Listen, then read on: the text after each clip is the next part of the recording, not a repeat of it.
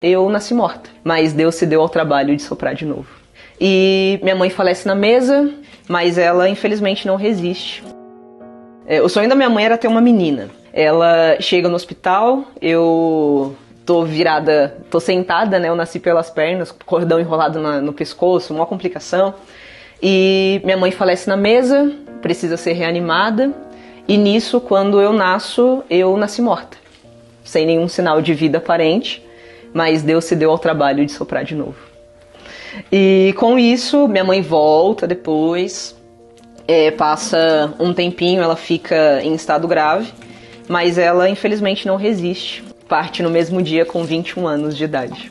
Então ela vai embora muito jovem, eu fico internada por 3 meses. E quando chega o dia da minha alta, meu pai vai pra casa, e aí ele encontra com a minha tia, que é a esposa do irmão dele.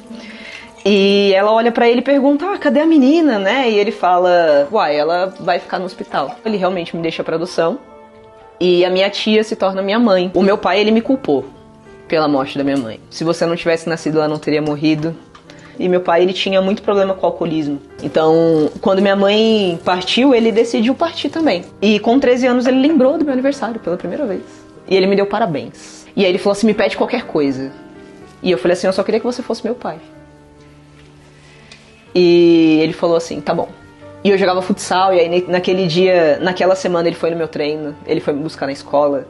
A gente tomou refrigerante de laranja sentado na calçada, a gente comeu bolo de cenoura, eu descobri que era o favorito dele e o meu também.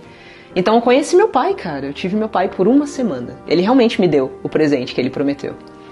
Mas no outro sábado ele teve uma recaída, ele bebeu em um dia tudo que ele não tinha bebido em uma semana. E ele me chamou num domingo de manhã, na casa dele, era o mesmo quintal, e ele me chamou, e ele pediu colo. E ele deitou no meu colo, e ele falou assim, eu acho que agora eu posso dizer. E eu perguntei o que, ele falou, eu te amo.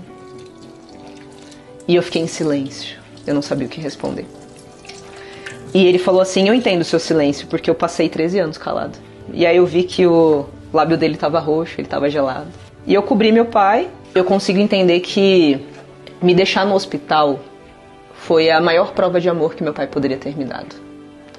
Porque tudo que ele tinha ali era raiva, luto, dor, ausência. Ele tinha tudo que eu não precisava. E todas as vezes que ele me culpou, na verdade, era um ato de desespero dele de tentar entender o que aconteceu. Eu consegui entender que não foi só eu que perdi a minha mãe. Ele também perdeu o amor da vida dele. E a gente se encontrava numa mesma dor. A minha mãe Helena, ela me amou de um jeito, cara, que aceitar a condenação num determinado momento passou a não ser mais uma opção. E os meus pais, eles não foram... Eles tiveram pouquíssimo estudo, assim. E eles falavam que a única forma de eu ter um futuro diferente seria estudando. Eu estudei. Eu fui a primeira pessoa da minha família inteira a terminar uma graduação.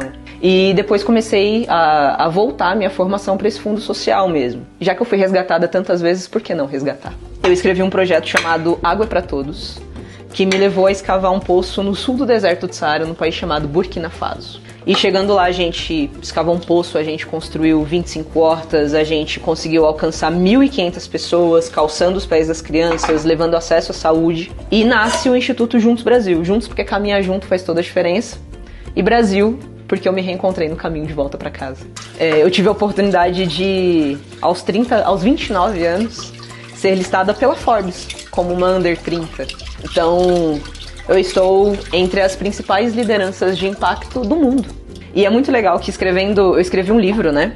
Ele se chama Quando o Simples se Torna Extraordinário. E eu procurei pela família da minha mãe, 29 anos depois. E eles me contaram que quando ela ia pro trabalho, ela voltava pegando doações de alimentos e roupas e ela distribuía para as famílias que moravam ali no entorno, sabe? Até ela chegar em casa. E ela conversava com um primo dela e ela falava assim, cara, eu tenho 2 grandes sonhos na vida. Um deles é ter uma menina e o outro é ter uma ONG para ajudar essas pessoas que precisam de ajuda. E hoje eu sou a menina da minha mãe que tem uma ONG. Então, de alguma forma, eu pude realizar aquilo que ela não teve tempo de fazer, sendo o maior sonho da vida dela.